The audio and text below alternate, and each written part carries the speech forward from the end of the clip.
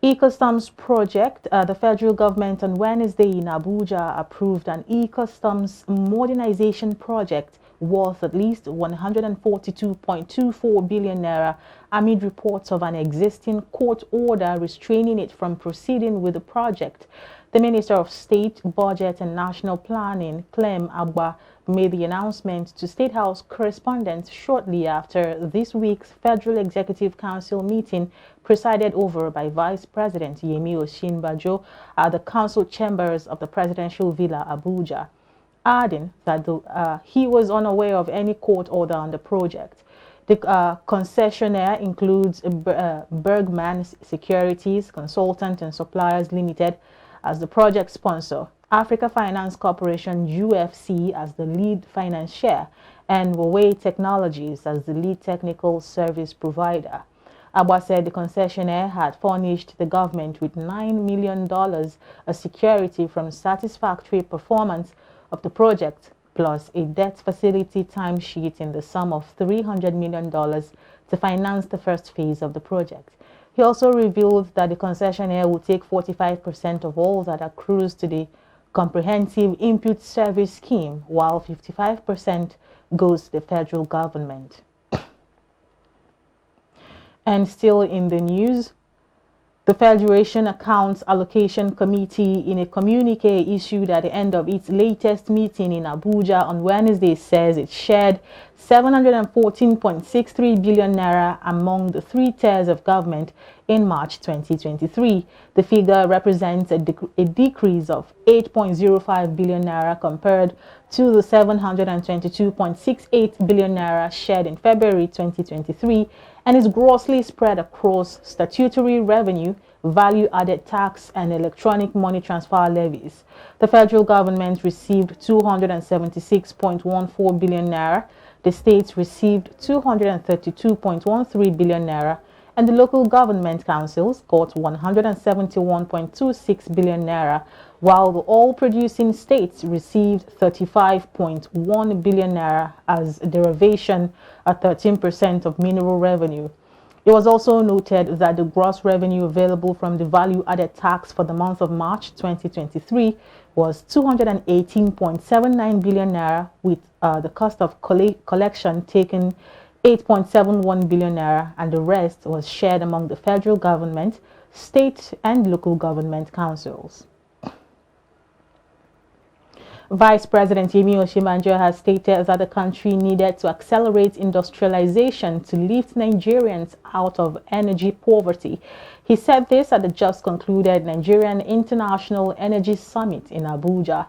The Vice President insisted that Nigeria needs rapid industrialization to lift people out of energy poverty, which results in real poverty as the country prepares for energy transition. The Vice President noted that the place of a partnership between the government and private sector in putting structures in place for speedy economic development cannot be overemphasized. He urged stakeholders in the oil and gas sector to form alliances with the government to deliver gas and other cleaner energy sources to the world, adding that Nigeria and Africa are crucial to delivering sustainable energy of the future.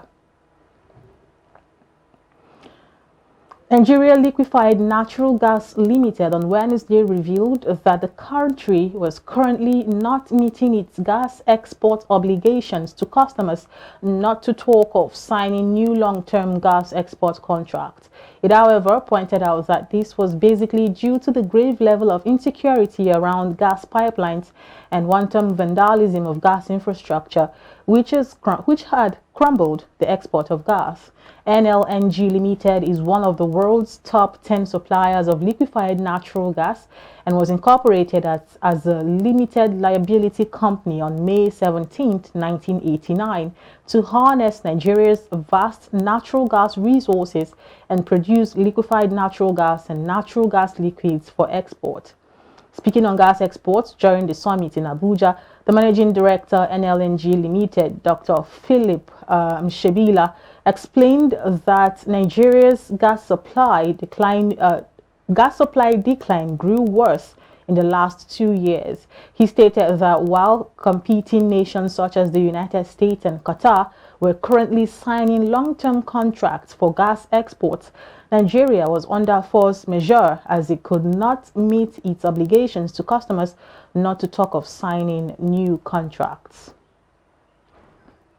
Still on business news, the Rural Electrification Agency has urged Nigerians to make productive use of energy to ensure its availability both in urban and rural areas.